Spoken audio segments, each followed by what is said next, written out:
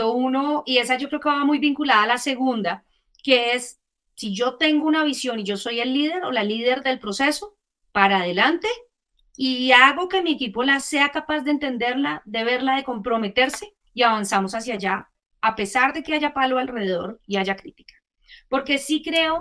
Latin Minds es un espacio donde conoceremos a las personas detrás de los personajes, a los seres humanos de carne y hueso con virtudes, defectos, miedos, alegrías, decepciones, caídas y levantadas, como tú. Acompáñame a descubrir a las mentes extraordinarias detrás de ideas y proyectos extraordinarios.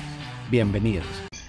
Hola querida comunidad de Latin Minds, ¿cómo les va? Muy buenos días, bienvenidos a otro capítulo más, donde vamos a estar el día de hoy compartiendo con una empresaria, una emprendedora, una empresaria y una mujer extraordinaria que tiene una trayectoria extraordinaria y que va a llegar el día de hoy a poder conectar con muchísimas personas en función de sus experiencias y las cosas que ha ido viviendo durante su vida en sus diferentes etapas y facetas profesionales.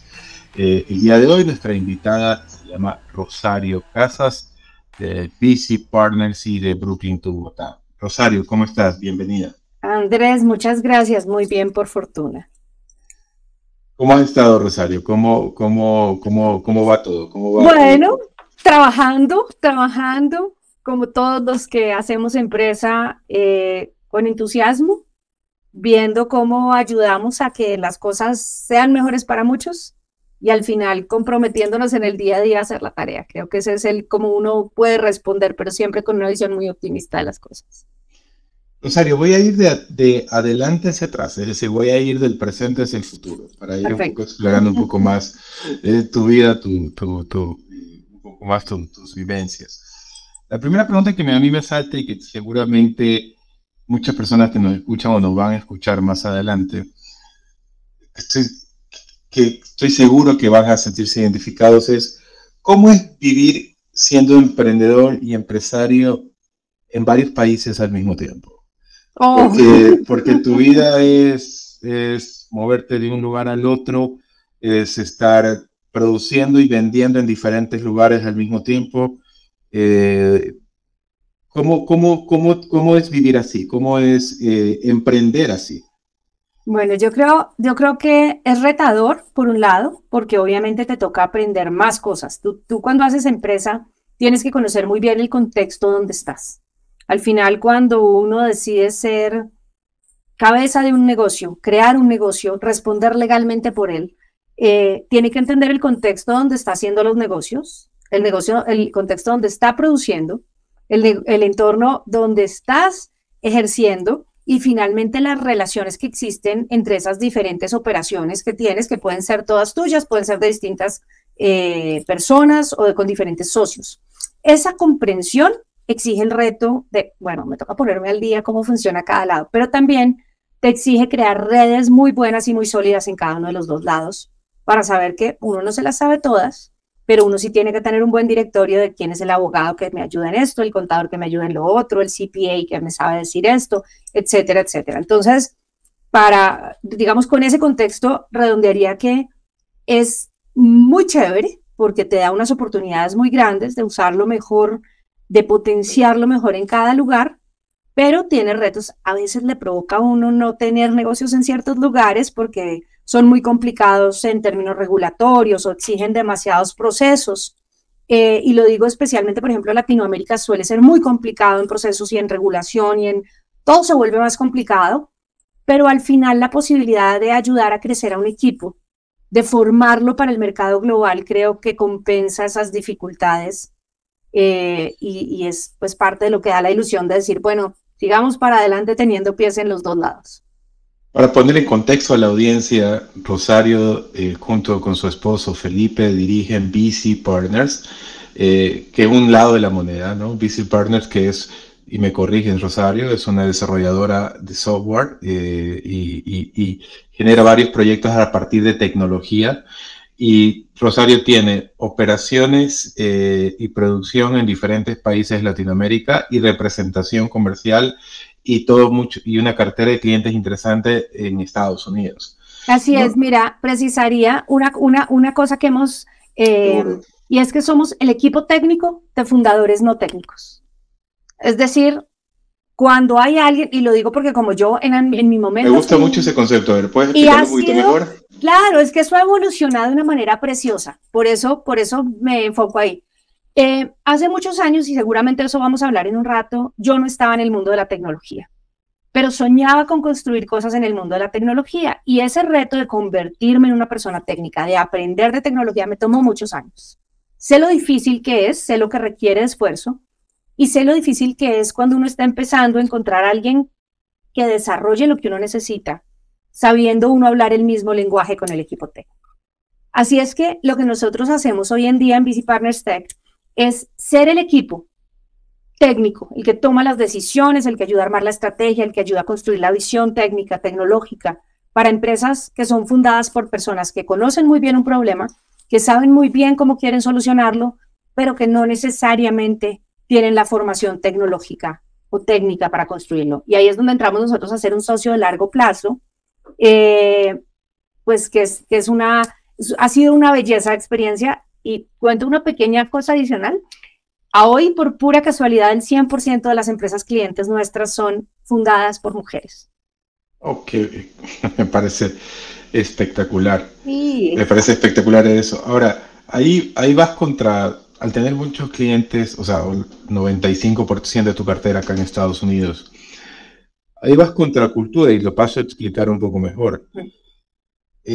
Para todos los que somos fundadores de startups y que vamos creciendo en este camino o en este videojuego de 50 fases que es el tema del emprendimiento de startups, una de las principales premisas que te dan, y me imagino que te pasó a ti también, es que siempre tiene que haber un cofundador técnico, siempre tiene que haber dentro del cap table alguien que sea técnico. O sea, y estoy hablando técnico, estamos hablando de un desarrollador de software, estamos hablando de un programador. Y eso para personas que no tenemos background en software o técnico, a veces, y te lo digo por ejemplo en mi caso personal, sí me generaba como que limitaciones y preguntas. Como que, ok, ¿podré realmente hacerlo esto sin tener yo este background?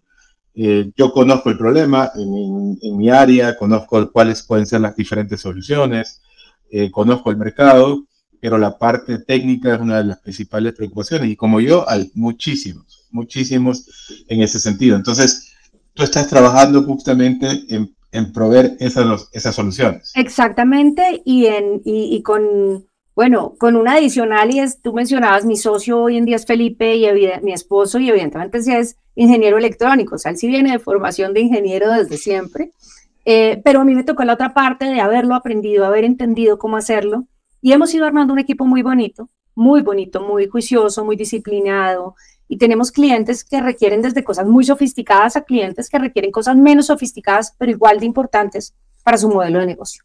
Y lo otro es XR Americas, sigue siendo una empresa que tiene producto de frontera en términos de realidades inmersivas, de software de realidades inmersivas. Entonces, eso es un poco, ahora regresando a la pregunta inicial, ¿no?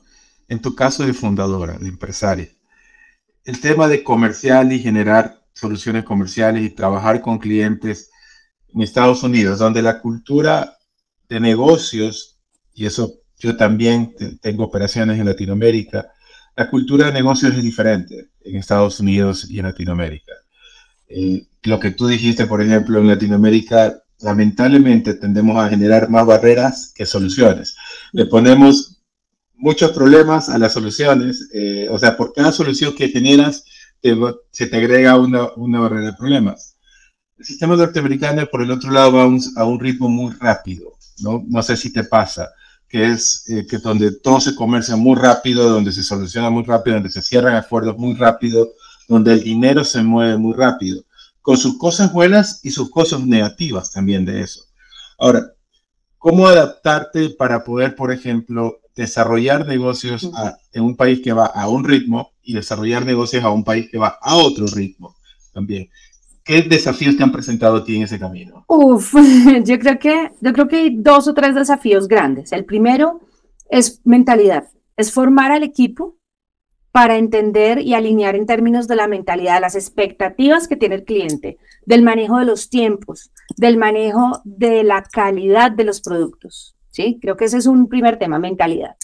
Viene uno segundo que a mí, yo le pongo mucho énfasis, de hecho en estos días posteaba sobre el tema, porque yo creo que las estaciones, el cambio de estaciones, hace que uno entienda muy bien el sentido de urgencia, hace que uno entienda muy bien que lo que no hiciste hoy, de pronto ya no lo puedes hacer mañana, ¿sí? Ir a ver los cerezos florecidos en Long Island City, o lo haces antes de que llueva, o si llovió de pronto te los perdiste, ya no los vas a ver. Y ese sentido de urgencia en el trópico, en países latinoamericanos que están en la zona ecuatorial, pues definitivamente no existe porque donde somos más favorecidos por el clima. Tenemos todo siempre. No hay momentos, o entre comillas al menos. Completamente contigo. Y ese cambio de estaciones te da también el tercer punto que yo diría que es un reto, y es esa posibilidad de entender que no tengo que ser siempre lo que ya soy. Es decir, con las estaciones uno cambia como de estilo, de personalidad, de peinados, de ropa, con cada clima, con cada temporada. Y eso de alguna manera en el mundo empresarial es muy importante, y es entender, y tú mismo a los equipos, yo hoy puedo no saber de esto, pero mañana sí puedo saber de esto. Yo no tengo que, si yo estudié ciencia política, como en mi caso, no tengo que ser politóloga de por vida. Tengo toda la posibilidad de avanzar. Cosa que en nuestros países muchas veces como que no está, como que a veces entonces uno se mete en un tema y le dicen, pero tú no eras politóloga, ahora ¿por qué haces tecnología? Y hablemos nuevamente de diferencias culturales. Exactamente. Totalmente. Lo que tú acabas de decir es importante. Algo que te enseña también el tema de trabajar en el mercado norteamericano, te enseña muchísimo el tema de lo que tú acabas de decir. El tema de poderte reinventar, y que honestamente el tema de que tú hayas elegido una carrera no necesariamente define tu futuro de lo que vas haciendo cada día. Así es.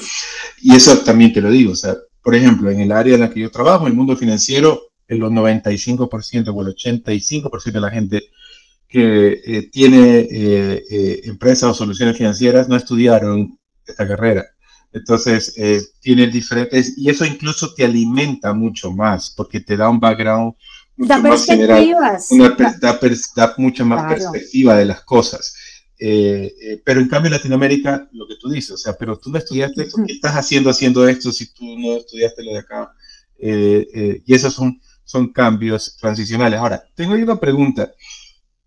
Crecemos con el mindset en la cabeza de que dice este dicho de que el ojo del amo engorda el caballo, engorda el rey, de que necesita siempre un fundador, un business owner, un dueño, estar en el lugar donde se dan los hechos para poder que las cosas avancen y funcionen.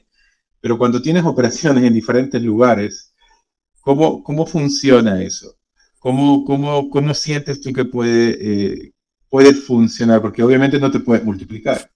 No, mira, yo creo que uno debe estar donde debe estar, donde suma más valor. Y creo adicionalmente, nosotros con intención, el equipo de VC Partners Tech y el de XR Americas lo hemos hecho de la misma manera, y el de Brooklyn to Bogotá también, y son equipos 100% remotos desde que nacieron, por decirlo así, ¿sí? Son equipos que saben manejar la virtualidad para rendición de cuentas entre equipo, para control, modelos de visibilidad de la regulación de lo que hacemos. Yo le apuesto mucho a la visibilidad de las cosas al interior del equipo, es decir, todo el mundo está enterado de todo lo que está pasando en los diferentes proyectos, aunque tenga unas responsabilidades específicas, para que si en algún momento alguien está cayéndose en un punto, lo podamos apoyar los demás. Y creo que nacer así desde el principio facilita el tema de presencia física, ¿sí? Nosotros, te lo digo, antes de la pandemia tuvimos oficina en Metrotech, de hecho al interior de NYU. Con la pandemia cerramos todas las oficinas físicas y nos movimos a virtual, y el otro día me preguntaban, bueno, ¿abrirías oficina física nuevamente? Digo, tal vez no es necesario, o sea, tal vez es más importante a veces. Ahora, sí puedes sumar tener un sitio físico donde tener un equipo que se reúne para pensar juntos, para articular cosas. Por la interacción, sobre todo. Por la interacción, pero yo no siento que yo tenga que estar físicamente en una de las geografías. Sí creo que evidentemente la presencia en el mercado cuando estás cerrando y cuando estás creando un nombre. Es importante para que la gente vea que eres de verdad y que eres de carne y hueso y que sonríes y dejas de sonreír de la misma manera. Es decir, eres un ser humano real. Creo que eso es importante. Entonces, ir y venir todo el tiempo para un lado y para el otro creo que ha sido parte del ejercicio. Pero con una cultura de trabajo remoto desde la esencia de nuestra propia organización. Creo que ese ha sido el corazón, esa ha sido la premisa para armar este nuevo equipo, especialmente el de VC Partners Tech, que nació en la pandemia. Pero en ese sentido la pandemia nos reeducó a todos. A nivel de negocios nos reeducó a todos. ¿En qué sentido? Creo yo que no solamente con la parte de tener equipos de trabajo que podamos articular de manera remota, sino también desde el punto de vista de tener que reeducar o reorientar las relaciones comerciales a los clientes. A los clientes, exacto. Sí, porque la transición, por ejemplo, en mi caso nosotros no lo sufrimos mucho, o en el área o en la industria, porque nosotros tenemos una industria en la cual interactuamos un 98% de manera virtual con el cliente. Claro. Pero yo sí conozco industrias, incluso como la tuya, o incluso otras industrias de servicios, donde se tienen relaciones de clientes de muy largo plazo y ese cliente normalmente estaba acostumbrado a verte cada cierto tiempo o a ver con quién opera el servicio cada cierto tiempo, y seguramente fue un proceso difícil de cambiar a tener que verte en una cámara. ¿Cómo lo manejas esa parte? ¿Cómo lo pudiste manejar con tus clientes? Pues mira, lo que te decía, yo creo que el mercado, tanto en XR Americas como en VC Partners Tech, lo hemos manejado muy virtualmente siempre. Sí hay eventos a los que siempre asistíamos como speakers mientras estuvo en espacio físico, creo que era un espacio muy importante. En el tiempo virtual hemos asistido virtual y apenas ahorita están ciertas cosas volviendo a tener en torno del gran evento físico. Yo me he cuidado demasiado en la pandemia, he sido un poco radical con verme o no verme con la gente, y creo que por lo mismo también traté de buscar una estructura de operación en la que me sintiera muy cómoda, porque uno como empresario lo que sí necesita es tener la cabeza lo más limpia posible de cosas que nos compliquen la vida.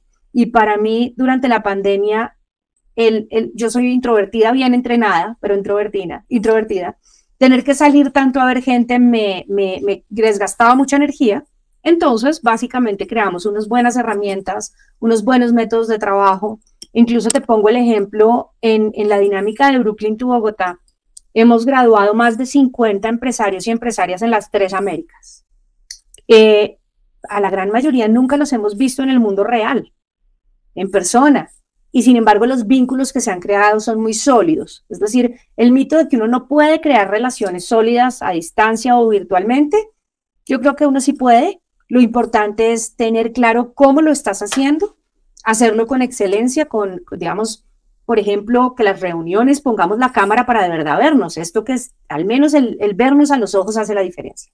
Creo que eso ha sido parte de esa dinámica y de ese reto. Rosario, ¿qué es una introvertida con buen entrenamiento? Bueno, eso... Una introvertida bien entrenada, como dijiste. Eso es, mira, yo creo que lo primero es yo prefiero los espacios privados, prefiero los grupos, mi grupo, me encantan los tiempos de estar sola haciendo cosas, concentración conmigo misma.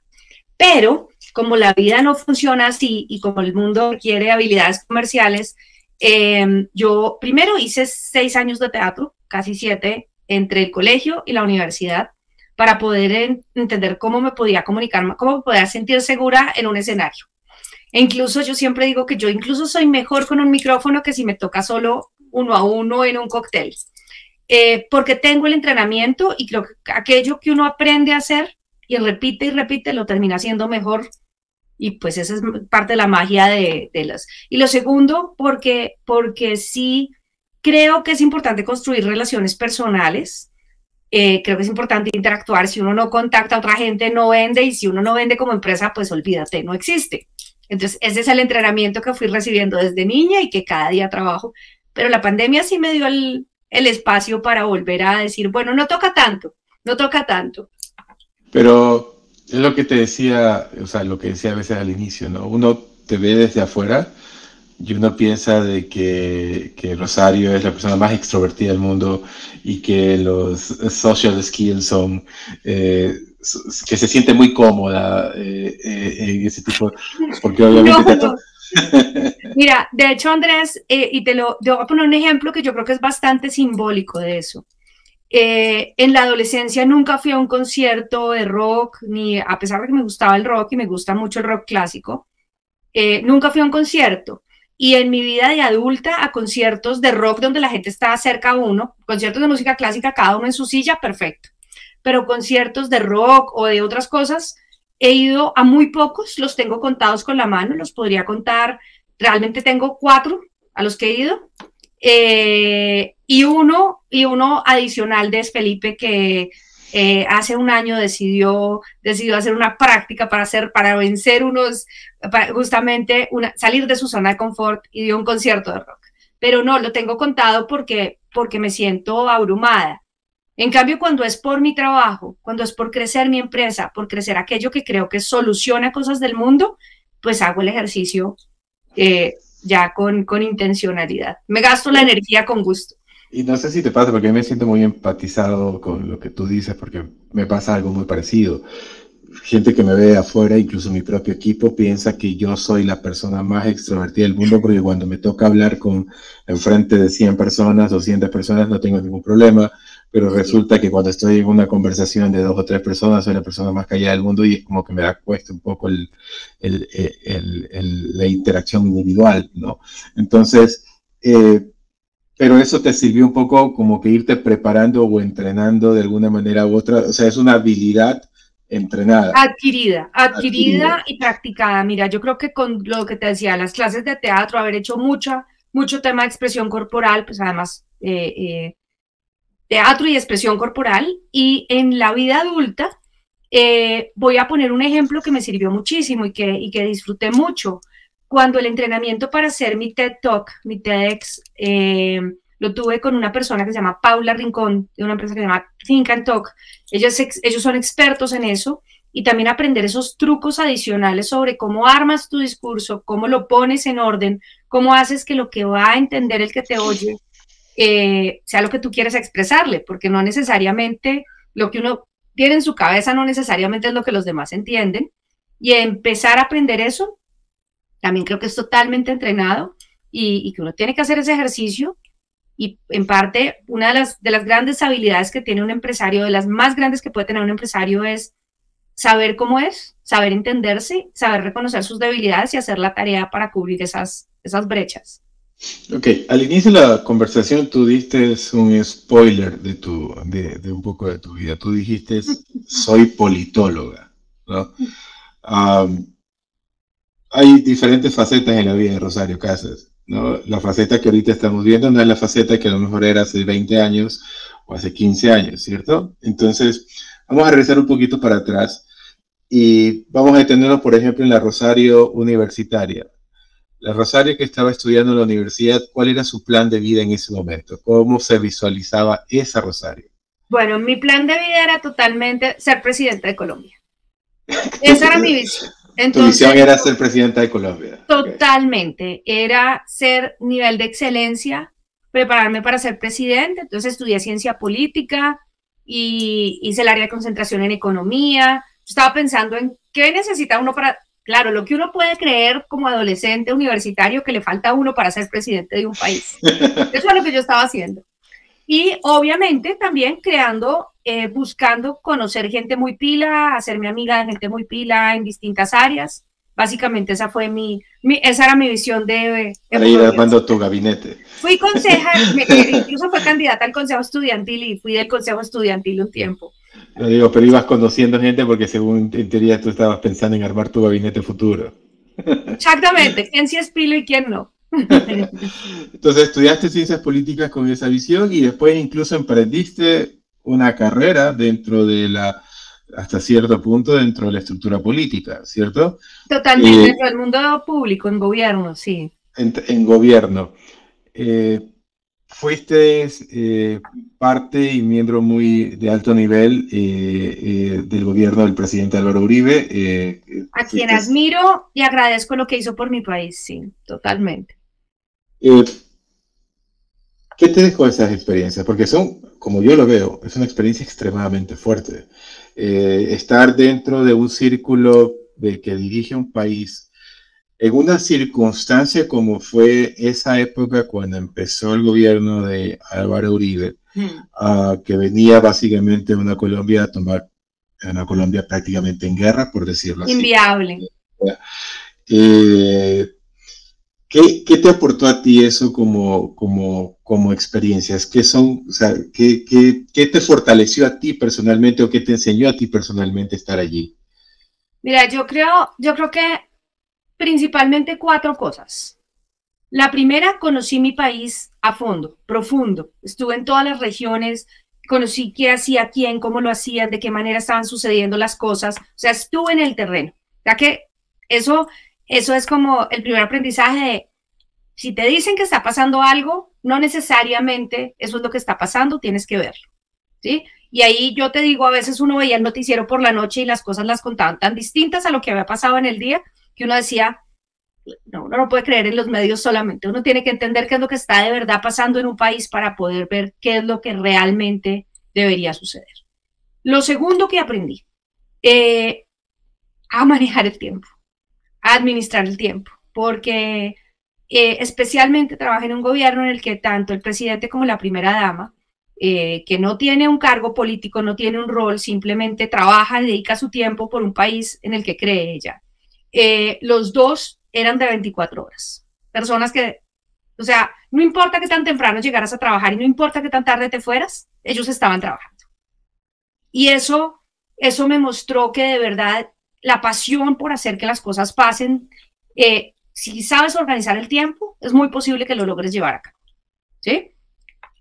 Lo tercero que me enseñó, que el liderazgo sí importa, que tener una visión y decir, yo quiero que las cosas pasen de esta manera, sí importa. Porque yo creo que si algo tenía en el país en ese momento era que estábamos todos desilusionados de lo que había de Colombia, no era viable, no le veíamos futuro, no nada. Y llegó un señor con una visión, le apostamos, creímos en él, pero él además hacía la tarea para llevar a cabo esa visión todos los días, ¿no? Y daba, habrá gente a la que no le parezca su visión, habrá gente que sí. Yo personalmente me sentía muy alineada con esa visión. En ese momento, país, además, me parecía que garantizar la seguridad, la estabilidad jurídica y crecer la empresa privada iba totalmente con lo que yo veía que era, y finalmente, pues la ejecutó, sí, hizo que pasara. Y creo que ese es el tercero. Y el cuarto aprendizaje, la importancia del sector privado en una economía y en el crecimiento de un país. Porque al momento en el que Colombia decide empezar a hacer esos cambios, o el país empieza a hacer esos cambios, realmente el crecimiento de la inversión privada, de la inversión extranjera directa en Colombia, de colombianos que volvieron a mover su dinero hacia Colombia, y la apuesta del sector privado y crecimiento empresarial fue una gran parte de lo que permitió que se reactivara la economía, que se reactivara la generación de empleo y que al final las otras metas se pudieran cumplir. Entonces, pues eso que era parte de ese gobierno fue parte de lo que a mí me hizo entender que tal vez yo podía sumar mucho más en el sector privado, y fue cuando decidí prepararme y dar el brinco. Pero yo creo que esos cuatro aprendizajes me marcaron la carrera, me marcaron la vida.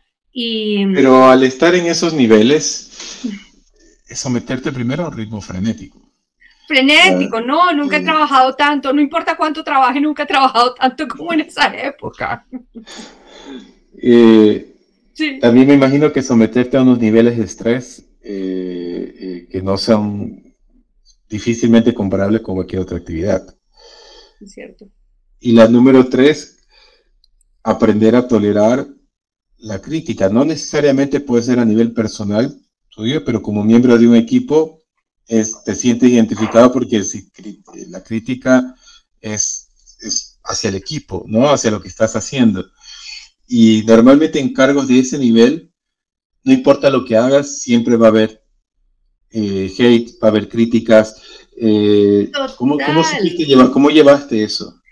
Mira, Andrés, yo creo, y ahí voy a contarte dos cosas que son así como un poco divertidas, duras pero divertidas. La primera es que hace unos años, en otra campaña electoral que hubo, en otra. Yo ya no estoy en el mundo público hace muchos años, en el mundo político hace muchos años, y sin embargo me empezaron a mandar amigos, mira lo que están diciendo en redes de ti, mira lo que están no sé qué, criticándote de cuando estabas en el gobierno de Uribe. Y yo dije, pues sí, pues no, yo me siento orgullosa de lo que hice en ese periodo y de lo que ayudé a que sucediera. Siento que fue un momento en el que lo que contribuí es lo que yo hubiera querido contribuir. Me siento súper satisfecha con ese periodo. Que lo critiquen, está bien, pero fue muchos años después, incluso alguien que ni siquiera se sabía mi nombre, pero quien me conocía sabía que esa crítica iba para mí, diciendo que es que era exigente, no sé qué, bla, bla, lo que fuere. Pero es como eso, sí, mientras que uno esté seguro con lo que hizo y la razón por la que lo hizo, y haya actuado éticamente, porque la crítica era una crítica que incluso daba un poco de risa leerla, porque era una cosa emocional, así visceral de alguien que no sé, que de pronto en el momento algo no quiso una cita y no se la pudimos dar, no sé. Más que criticar gestión, criticaba la parte personal. O sea, Exacto, entonces, pero lo divertido fue que quienes se preocuparon por la crítica fueron otras personas y me escribieron, mira, esto es tan grave. Y yo, déjenlos, están en campaña política, están tratando de usarlo como un tema de campaña política, o sea que olvídenlo. Pero lo segundo es que mi mamá, desde que yo soy niña, y eso es una cosa muy interesante, me formó para aprender a manejar la crítica. A mí me hacían mucho bullying en el colegio, cuando chiquita, y la verdad es que lo que ella me enseñó, ella y mi abuela, porque además las dos me lo alcahuetearon, como decimos los colombianos muy bien, era el y, ¿qué importa? Esas son ellas, eso es lo que ellas piensan. ¿Tú estás contenta con lo que estás haciendo? Sí. ¿Tú estás segura de lo que estás haciendo? Sí, perfecto. Entonces, creo que siempre he sido formada para haber convertido el bullying de la infancia y de la adolescencia, porque siempre era un poco distinta a otros, en una habilidad para manejar la crítica, que es oírla, tomar lo relevante, pero si es crítica por destruir, por un tema que no tiene sentido, dejarla resbalar. Y dentro de esta experiencia que tuviste, ahí me saltan algunas otras dudas. En esos círculos de poder, en esos círculos políticos, el espacio para mujeres, o sea, es complejo. Si encima, si el poder en sí, las relaciones políticas y las relaciones de poder son complejas, para las mujeres abrirse camino dentro de una estructura que, como yo siempre digo, creo que hay muy pocas cosas tan machistas como el mundo financiero y el mundo político, ¿no? Entonces, ¿te costó esa parte? ¿Te costó? ¿Tuviste situaciones en las cuales tuviste que básicamente imponer tu carácter? O sea, ¿esa parte tuvo algún efecto mucho más fuerte? ¿Fue una barrera más? No tanto el tema de ser mujer, sino el tema de el machismo o a veces esa situación que puede existir dentro de esos círculos para poder aceptar en este tipo de cosas. ¿Cómo te fue? ¿Cómo te sentiste allí? Mira, yo trabajé en dos gobiernos diferentes y trabajé en dos momentos diferentes y en dos tipos de roles, en un nivel mucho más bajo y en el otro nivel mucho más alto. Nunca en el gobierno me sentí que el tema femenino o que el tema de machismo me tocara. La verdad, te soy muy sincera, pudo haber sido por ingenuidad que ni siquiera me di cuenta que había, pero nunca lo sentí. Posteriormente, que estuve en el mundo financiero, tampoco lo sentí, pero cuando llegué al mundo de la tecnología sí lo sentí. Y ahí me di cuenta de la diferencia y de no tengo idea si de pronto sería porque yo en el mundo público llegué habiendo creado ya un nombre previo y de pronto entonces me ha ganado un respeto y entonces no se me atrevieron a... No sé porque pero yo no lo sentí ni en lo público ni en las finanzas, sí lo sentí muy fuertemente en el mundo de la tecnología.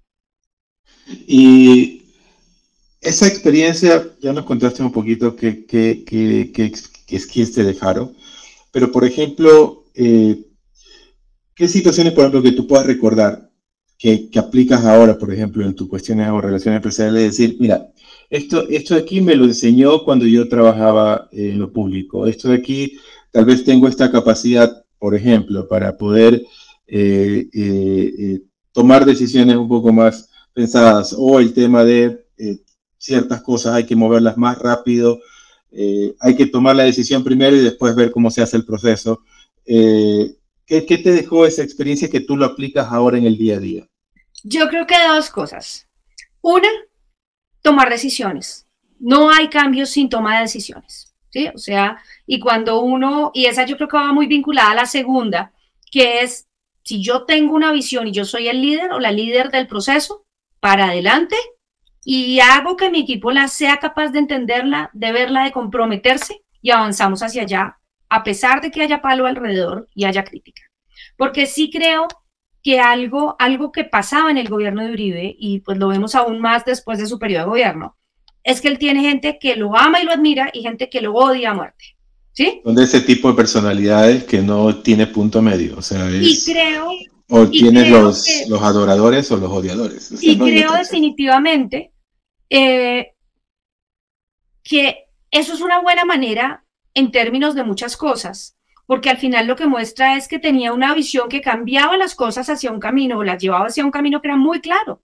Era tan claro que hay gente que no lo quiere, porque les dañó el camino, porque no los dejó hacer lo que tenían ellos, pero marcó una ruta, la trabajó, creó la visión, y al final yo creo que eso sí lo aprendí, y en eso pues tú cuando haces eso necesitas ser muy directo, necesitas decir de frente lo que piensas, necesitas dar retroalimentación directa a las personas. Eso a veces en las culturas latinas no es tan fácil. Si Álvaro Uribe hubiera sido alcalde de Nueva York, nadie lo hubiera sentido tan duro. ¿Sí? Pero como era presidente de un país como Colombia, en el que todo el mundo le tiene miedo a hablar duro y de frente, pues lo vieron más radical. Pero evidentemente no. Yo creo que ese aprendizaje de hay que tomar decisiones, hay que mantener la posición de uno y las visiones de uno cuando uno está seguro de que eso es lo que quiere construir, porque de otra manera, pues a nadie, o sea, si uno quiere tener feliz a todo el mundo, ni siquiera vender helado de vainilla sirve. ¿Sí?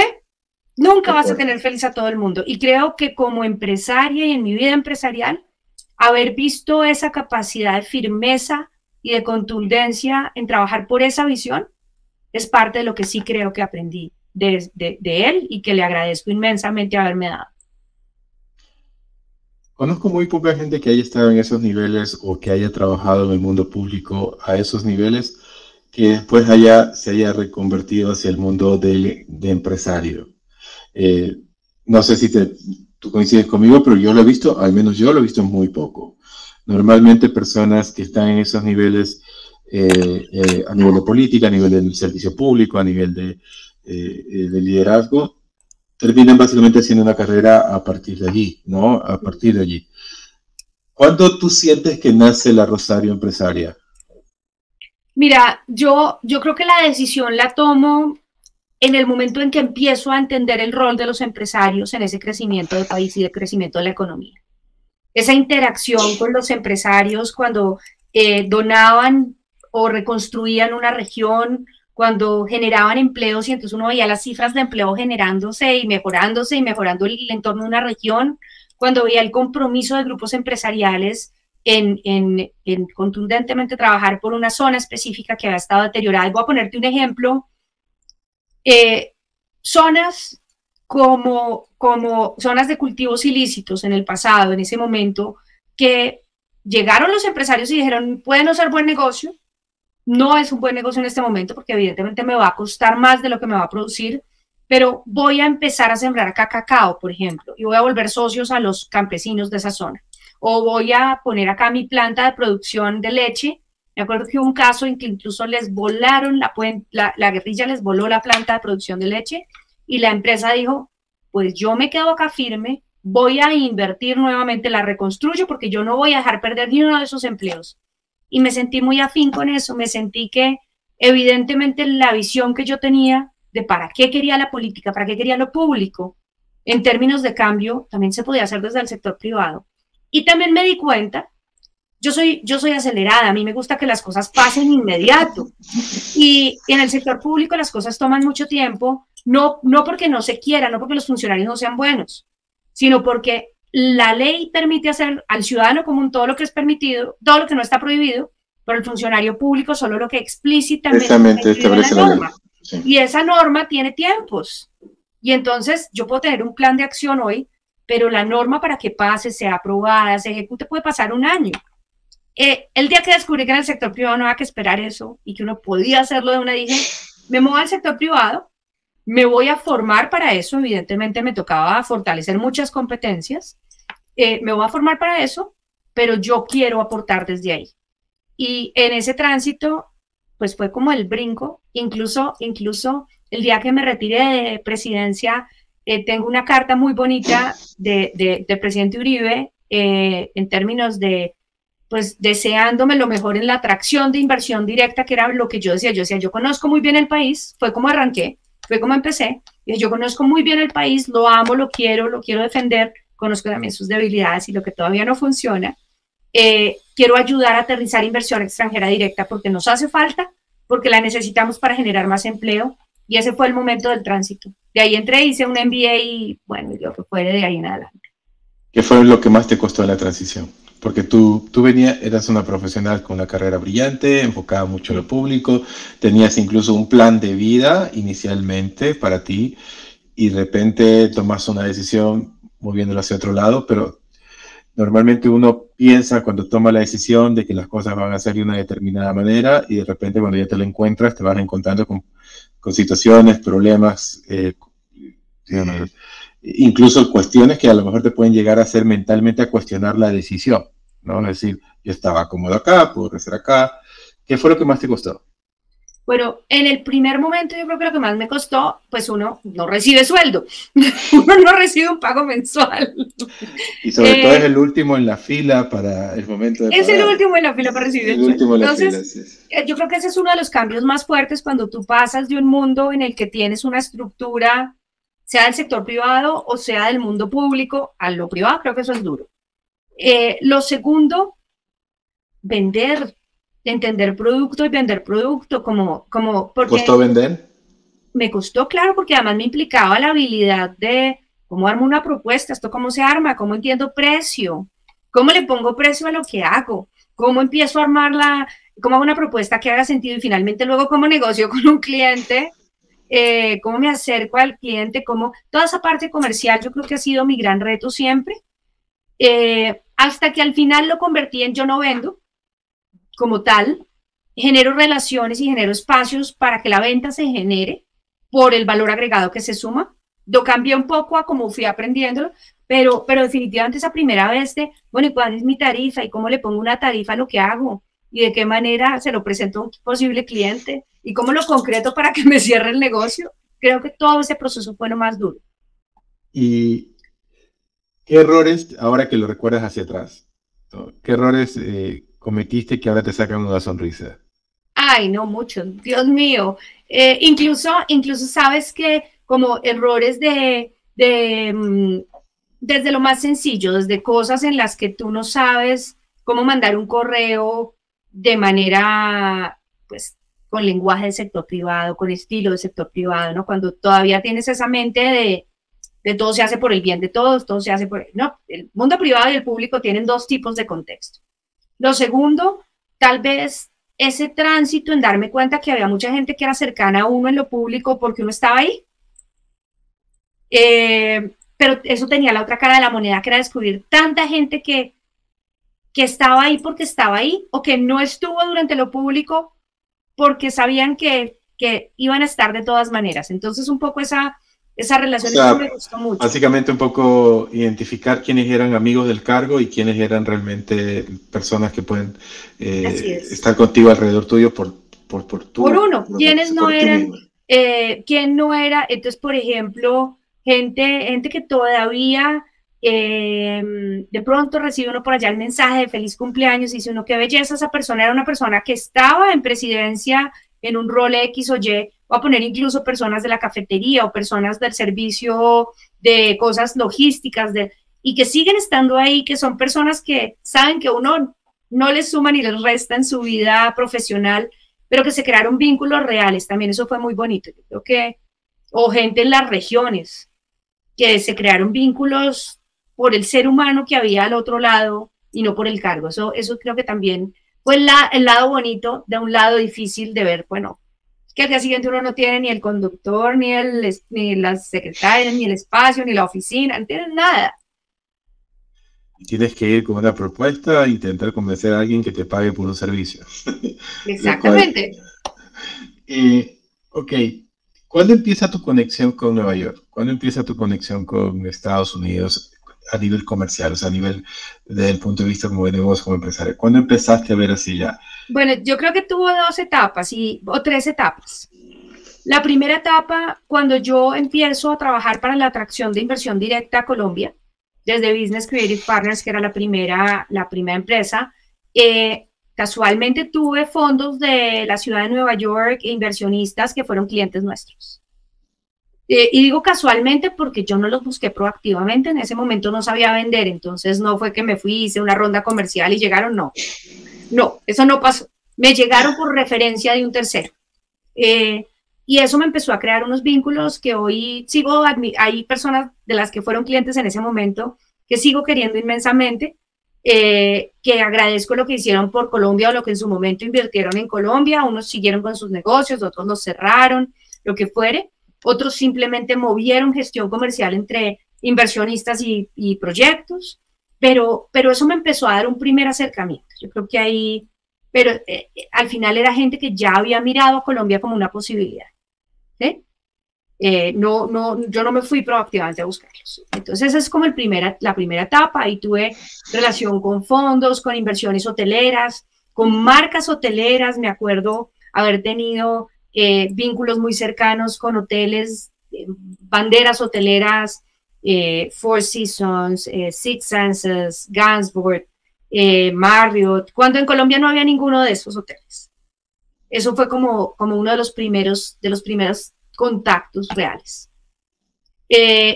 Ayudarles a buscar espacios en la ciudad, en las diferentes ciudades que pudieran hacer match con el interés de ellos, etcétera, etcétera. Algunos entraron a Colombia, algunos nunca entraron a Colombia, pero fue una cosa muy, muy chévere y empezar a ver la cultura, pero el juego era en lo local colombiano, ¿sí? O sea, ahí era una relación un poco de ladito, por decirlo así. Era dinero extranjero para operar en Colombia. Entonces, la cultura de negocios era la de Colombia al final. Un segundo momento de la vida, en el año 2013, cuando uno de esos proyectos de atracción de inversión extranjera termina en que me seleccionan como CEO de una empresa de inteligencia artificial y de Big Data de Silicon Valley.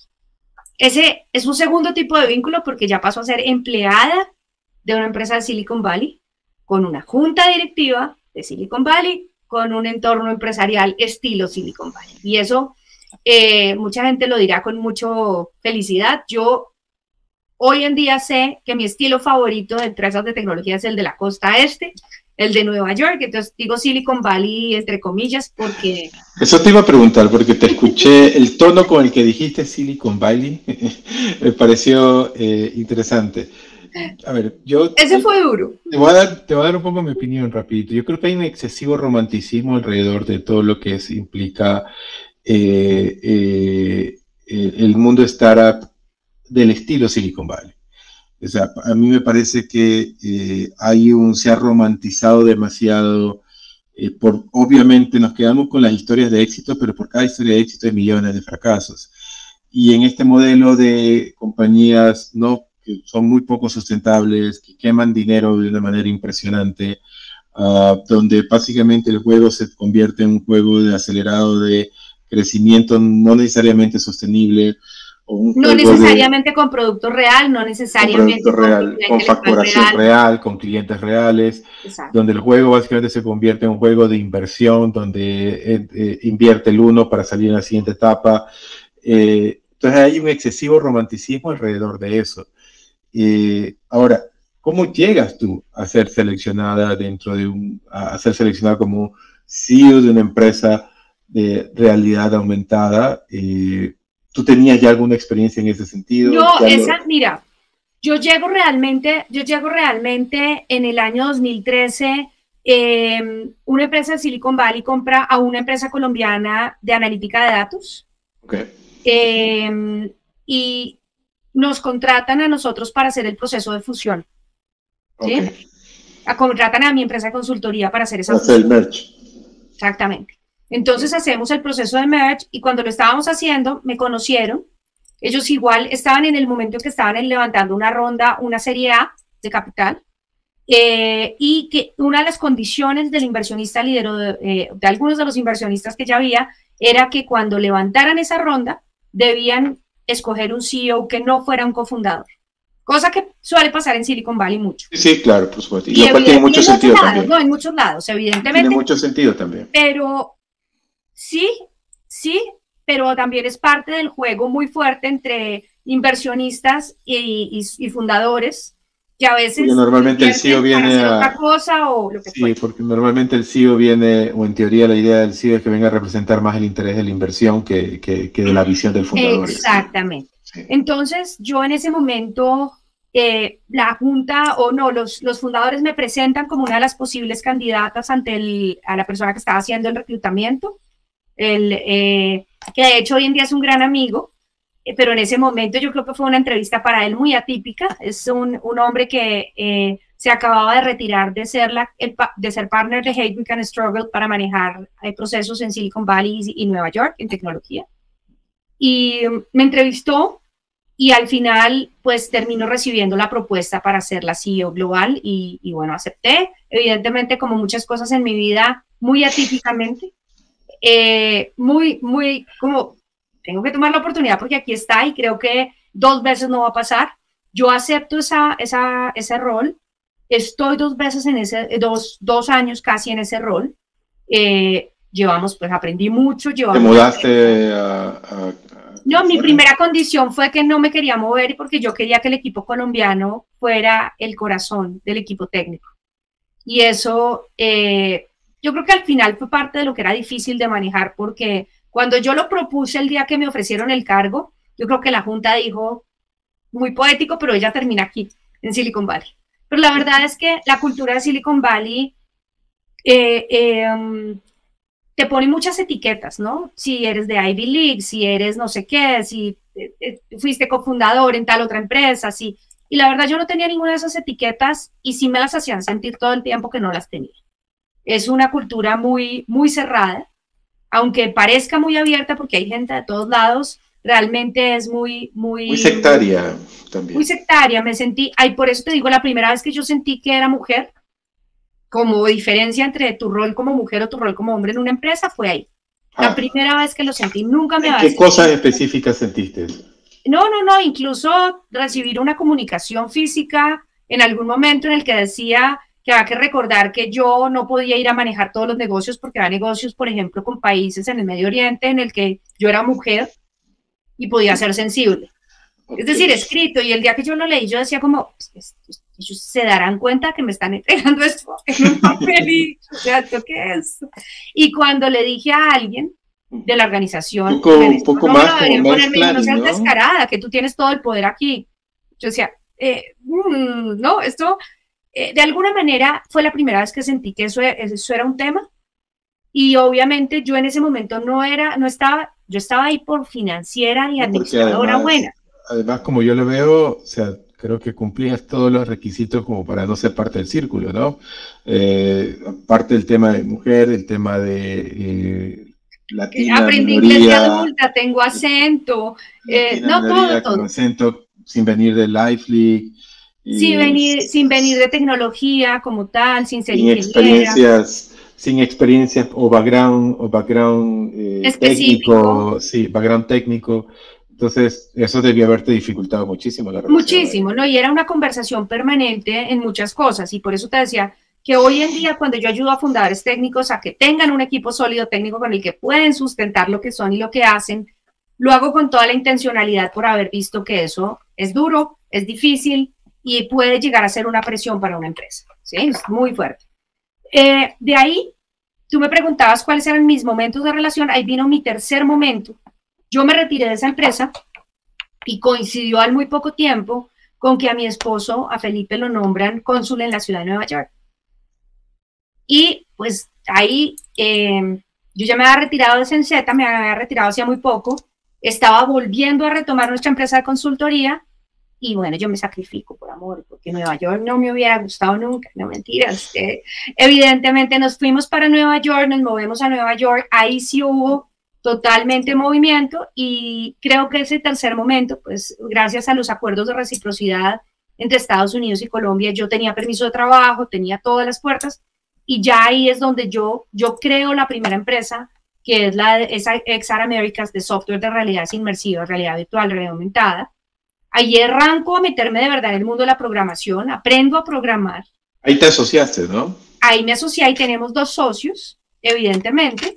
Y aunque es una industria muy, pues que ha tenido picos en el mercado de venta porque ha tenido producto y ha tenido todo, los últimos años ha tenido unos cambios inmensos y nos ha llevado a enfocarnos en el desarrollo, en la parte del software específicamente. Debemos volver a salir con producto al cierre de este año, principios del año entrante, porque evidentemente hubo un cambio completo generacional de la tecnología y de lo que es el escalamiento de esa tecnología.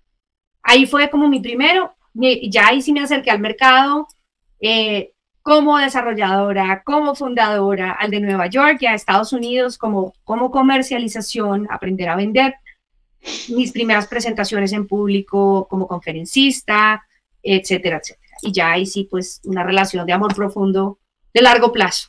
BC Partners y ya lo hablamos un poco, que está justamente, y me encantó mucho el concepto como lo has conceptualizado. Gracias. Pero también aparece hace algunos años ya en un proyecto que se llama Brooklyn to Bogotá. Y antes de entrar un poco más en la especificación de lo que es Brooklyn to Bogotá, en los 2 proyectos hay algo coincidente, tanto en BC Partners como en Brooklyn to Bogotá, es que tu principal socio es Felipe, tu esposo. Una de las preguntas que me saltan ahí es, ¿cómo es trabajar con tu esposo? Lo máximo. Mira, yo creo que pasan 2 cosas. Felipe y yo nos conocimos trabajando juntos en el gobierno de Uribe. Es decir, bajo mucha presión, bajo un trabajo con mucha intensidad. Es decir, que nos conocimos lo bueno, lo malo, la manera en que reaccionamos, etcétera, durante ese proceso. Y así nació la relación. A partir de ahí después creció la relación, nos casamos, y el día en que Felipe termina su tarea en el consulado de Colombia en Nueva York y debía, como él dijo, me voy a tomar un tiempo para reinventarme. Llegó la pandemia, literalmente, y con esa llegada de la pandemia, pues no le dio tiempo para reinventarse, porque además todo el mundo se estaba reinventando. Y lo que hicimos fue, listo, toma control de la parte de BC Partners Tech. Felipe es ingeniero electrónico, tiene una cabeza de ingeniero de verdad, con un adicional, y es que es muy buen administrador y muy buen financiero, muy bueno con los números. Entonces, pues era un momento en que dijimos, bueno, toma todo este control, yo me meto más en producto, y empezamos como en el inicio de la pandemia, y la verdad es que ha sido delicioso, ha sido inmejorable experiencia. Pero algo que también está allí es, o sea, Felipe también viene un proceso de reinvención, porque para ponerlo en contexto, no solamente Felipe trabajó contigo en el sector público, pero Felipe tiene una carrera larga y estructurada y muy fuerte en la Armada, ¿no? En la Armada colombiana, ¿no? Felipe es veterano de la Armada colombiana, de la Marina colombiana, así es. Con una carrera consolidada, una carrera fuerte, y obviamente pasó por el servicio público, tanto en la experiencia con la presidencia, después en el consulado, y transicionar todo eso también hacia el punto de vista de empresariado, hacia el punto de vista tecnológico, también debió haber sido un challenge. O sea, yo creo que yo he tratado de darle los tips de lo que yo aprendí en el camino. Pero además yo creo que a él también le tocó ver siempre mi transición, pues demasiado de cerca. Entonces yo creo que también muchas cosas que sabía que a mí me funcionaron o que no, siendo los dos muy diferentes, nos complementamos muy bien. Y al final, yo creo que las cosas que nos costaron trabajo eran diferentes, la manera en que lo hemos hecho es diferente, pero estamos ahí los dos para apoyarnos, y yo pues ya con unos años anteriores de haber dicho, bueno, ¿esto cómo lo solucioné? ¿Esto cómo lo resolví? Pero, por ejemplo, para ponernos en contexto de personas que nos están viendo y que muchos empresarios también, algunos me han dicho, trabajan con sus parejas, con sus esposos, esposas, y otros que también me han dicho, para nosotros ha sido imposible poder trabajar juntos y cada uno tiene su espacio.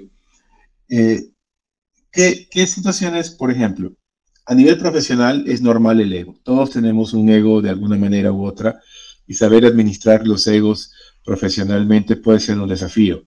Cómo se sabe administrar ese balance entre el ego profesional y la relación de pareja? Porque como profesionales, eres un profesional, estás teniendo una estructura, necesitas o también sientes que tienes una carrera, de alguna manera u otra, un espacio adquirido, ganado, y también tu pareja lo mismo. Y eso puede llegar a congeniar en una situación, puede ser conflictiva.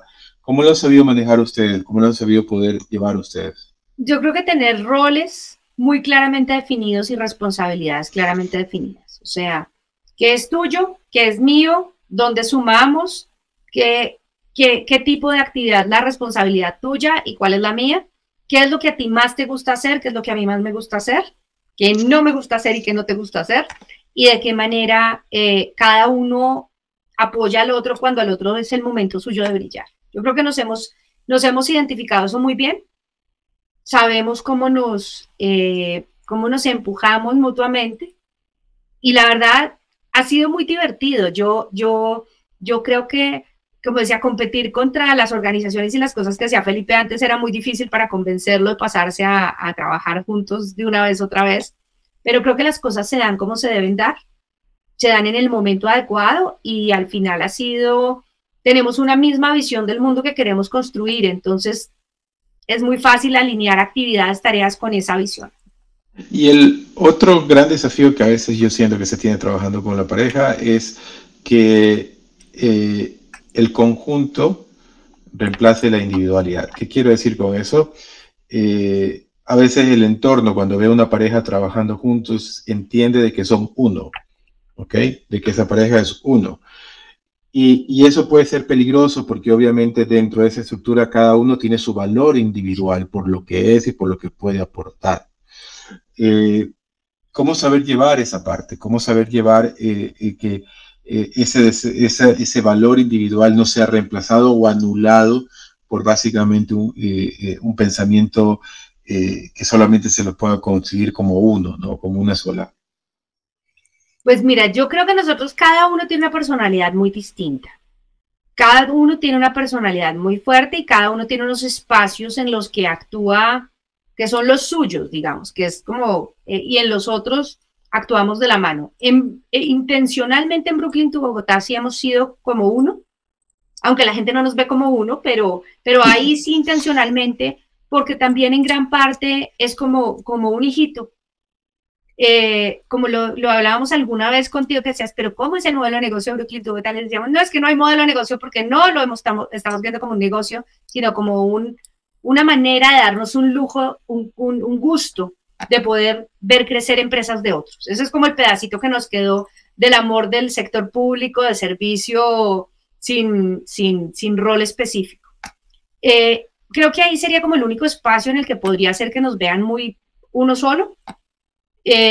Pero en los otros creo que cada uno tiene sus roles y sus funciones muy claramente definidas, donde cada uno tiene su juego y su espacio.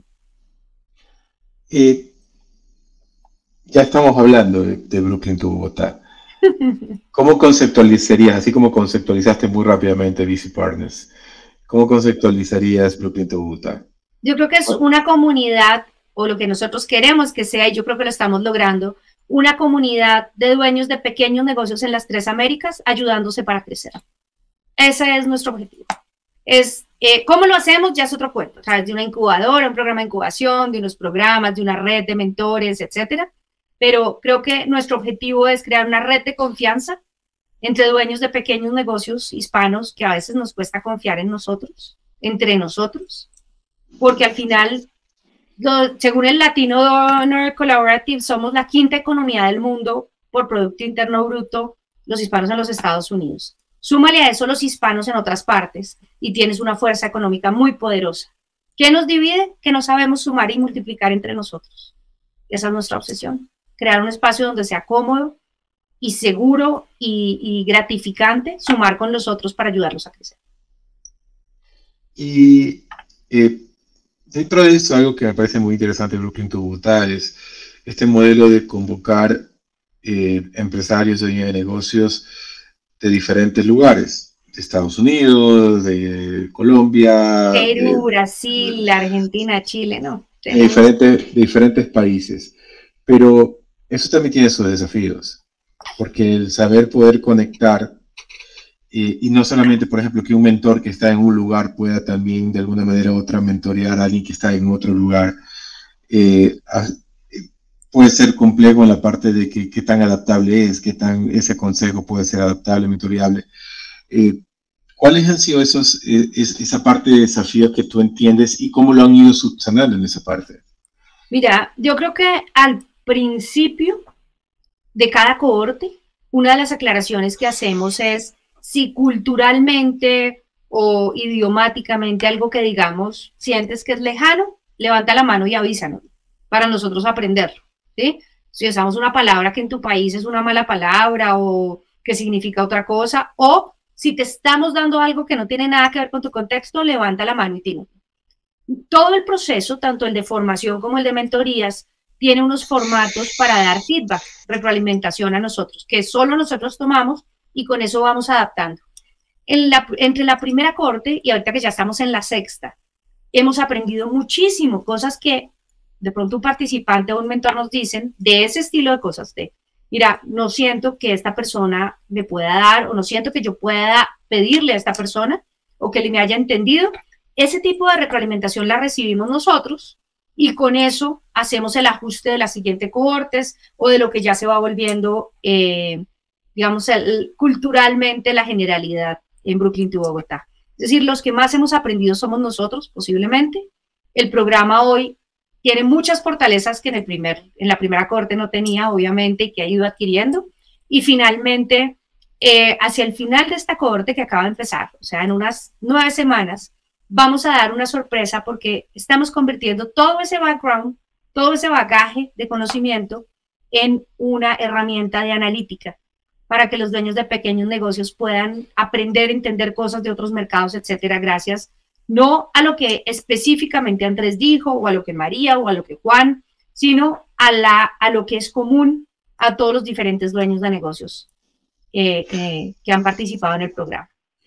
Una de las veces que yo he visto, una de mis principales preocupaciones a veces cuando me ha tocado ser mentor o en diferentes niveles es la aplicabilidad de que la persona que me está escuchando realmente pueda ir sentirlo aplicable a lo que yo le estoy diciendo, porque a veces pasa, y lo he visto, de que a veces uno ve las cosas en función de mi contexto que a lo mejor estoy teniendo ciertas herramientas, ciertas cosas, ciertas situaciones, pero esa persona que está recibiendo la mentoría está en otro contexto, en otra situación de su emprendimiento, y que tal vez lo que yo estoy transmitiendo no es tan aplicable. O sea, pongo algo tan sencillo como, por ejemplo, que eso te pongo y lo aterrizo acá, que es uno de los principales problemas que yo veo con el sistema de ayuda del gobierno norteamericano para formar empresas o lo que tiene que ver a seguimiento de lo que es en small business, es que es muy poco aplicable. Entonces, estás hablando de una serie de, en teoría, profesionales que están asesorando, pero que es muy poco aplicable para la persona que lo está viviendo. Entonces, ¿cómo han trabajado ustedes o cómo trabajan para que justamente ese proceso de mentoría sea que la persona que recibe sea que está recibiendo herramientas que puede realmente aplicar dentro de su negocio en un contexto real? Mira, hay dos tipos de mentorías. Las que tienen que ver con temas muy específicos. Por ejemplo, los abogados que ofrecen horas de mentorías, pues generalmente lo que damos esas mentorías son para los participantes que están en esa geografía, porque son contextos muy específicos, ¿sí? Lo mismo sucede con áreas, algunas cosas financieras, algunas cosas de contexto, pero hay otras que son, por ejemplo, de visión macro de negocio, que yo sí creo que son igualitas. A todos nos toca aprender muchas cosas de comercialización, de marketing, de administración, que sí son muy aplicables en general. Entonces, los dos acercamientos, mentores que solo ofrecen horas para aquellos que el contexto es específico, cuando, por ejemplo, alguien de una geografía le pide a un abogado de otra porque tiene curiosidad de entender, hacemos la advertencia, acuérdense que están en dos contextos diferentes y que solo va a aplicar aquello que ustedes vean útil si la contextualización está clara. Eso lo hacemos siempre, esa advertencia. En la parte de los paneles en vivo con los mentores, lo que tratamos de hacer es que haya de varias geografías siempre en un mismo panel, para que cuando hablemos de finanzas o cuando hablemos de administración o cuando hablemos de marketing o cuando hablemos de cada tema, esas visiones geográficamente diferentes o de contexto diferentes se puedan presentar y se puedan encontrar dando similitudes y diferencias, oportunidades y riesgos. Para ya ir cerrando esta conversación, en honor a tu tiempo, querida Rosario, quisiera como que investigar un poco más cómo es tu día a día, tu day to day. No sé si tienes hábitos especiales, porque te soy honesto, a veces me preguntan muchas personas que a su vez, empresarios, emprendedores, siempre queremos saber como que, ok, tal persona que se lo ve en una posición, ¿qué hack tiene? Se levanta a las 3 de la mañana, desayuna, se toma un batido de café con mucha proteína. ¿Cómo es tu día a día? ¿Tienes algún hábito específico, especial que tú sientes que como que contribuye mucho más a mejorar tu día? Mira, yo, como dicen, no soy un early bird, no soy madrugadora nativa, o sea, no es que a mí me sea fácil levantarme, entonces nunca seré de las que se levantan a las 3 de la mañana, a las 4 o a las 5, porque físicamente me cuesta mucho trabajo. ¿Sí? Digamos, comienzo el día, me despierto, me organizo, tengo una pequeña meditación y arranco mi día. Ese es como mi arranque normal, no con un gran protocolo, la verdad. Pero sí, cuando me siento en mi escritorio, cuando arrancamos con el daily de todo el equipo, y a partir de ahí, si tengo lo que tengo en la agenda, lo tengo organizado, soy muy estructurada con el manejo de mi calendario, tengo unos métodos muy específicos para trabajar con el equipo en términos de, en el Slack tenemos un canal por cada proyecto, todo el mundo puede ver todo, pero tiene responsabilidades muy claras, de forma tal, pues, en que si este no pudo o no estuvo, alguien le pueda suplir y no tengamos el problema de no pasó nunca lo que tocaba hacerse.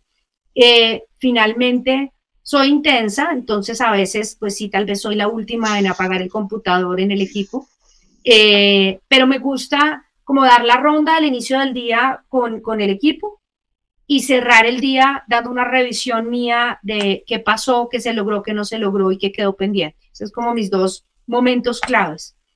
No soy de mucha reunión porque sí. Es más, creo que si la reunión y la llamada no tienen un objetivo muy específico de conversación, pues lo podemos hacer por email o por mensaje. Esos son como no le uso más tiempo al producto y a la solución que al relacionamiento porque sí. Y finalmente la otra rutina que sí tengo es que tengo muchas cosas automatizadas. Y entonces, por ejemplo, los correos que me interesa recibir, pero que no son específicos, sino, por ejemplo, esos que uno quiere ver de vez en cuando, el de Harvard Business Review o el de los reportes de X organización, todo eso lo tengo unificado en un solo correo que recibo una sola vez al día.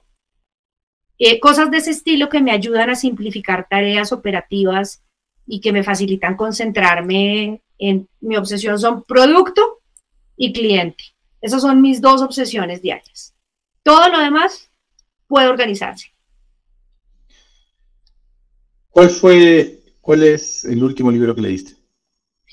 Bueno, tengo por acá, no, tengo varios. De hecho, tengo uno acá que me mandaron de regalo hace poco, que no lo he empezado, para que me estoy leyendo, espérate, no, ya te voy a decir, este que tengo acá por empezar, que es un ejercicio, y esto me lo mandaron por ser politóloga, no por nada más, pero es cómo debería ser una constitución política de un país si se sumara lo positivo que tienen las diferentes del mundo y se hiciera algo en blockchain para regular las normas de los países. Esto es un ejercicio. Constitución perfecta. Acá la tengo como ejercicio para comenzar.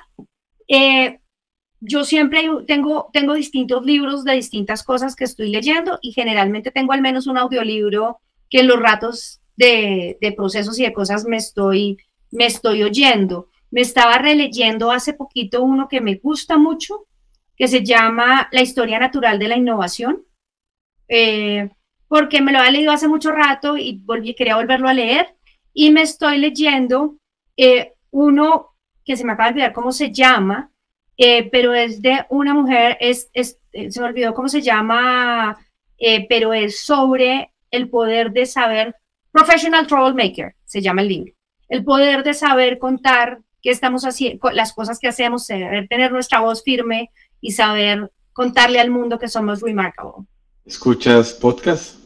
Escucho podcast, sí, con menos tiempo a veces para oírlos de lo que me gustaría, pero claro que me gusta, me fascina buscar de pronto historias de personas. ¿Un par que nos recomiendas?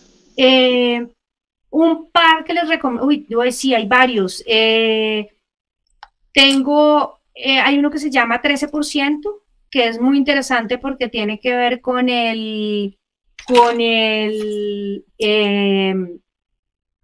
la gente que tiene esos hábitos de más, esas capacidades de hacer que las cosas pasen, es muy bueno.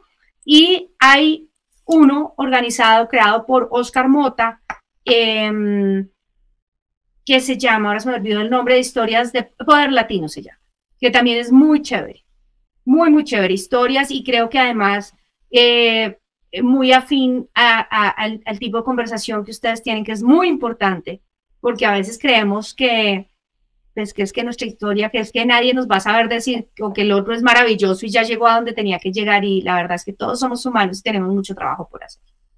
¿Cuál es la próxima habilidad personal que tienes en la mira querer desarrollar mejor o desarrollar más?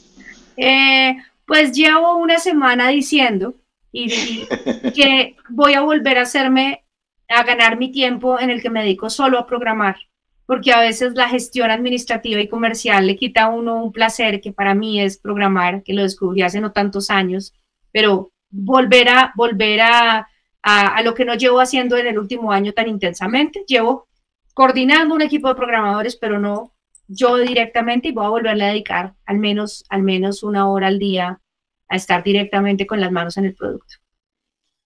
Rosario, politóloga, pasaste por los más altos cargos de las funciones de poder, realidad aumentada, fuiste CEO de una empresa de Silicon Valley, socia de una empresa de realidad aumentada, socia de una empresa de desarrollo de software, comandas también una iniciativa incubadora, una asociación de emprendedores ayudándose entre sí. ¿Qué sigue ahora? Deben hacer que las 3 cosas tengan unos equipos impresionantes de escala mundial. Muchísimas gracias, Rosario. Muchísimas gracias por tu tiempo, por tu espacio y sobre todo por lo que nos has compartido el día de hoy. Muchas gracias por la invitación y bueno, gracias a quienes nos oyen. Muchísimas gracias a todos, querida comunidad. Escucharon una emprendedora, una empresaria y una mujer extraordinaria, Rosario Casas. Un abrazo a todos, hasta el próximo capítulo. Muchas gracias. Estoy seguro que también estás inspirado por esta gran historia de esta gran emprendedora. No olvides que puedes escuchar este podcast en Spotify, Apple Podcasts y Google Podcasts. Y ayúdanos dejándonos 5 estrellas para que más personas puedan escuchar estas historias positivas y reales. Si quieres ver el video completo, ingresa en www.capifinders.com/latinmiles.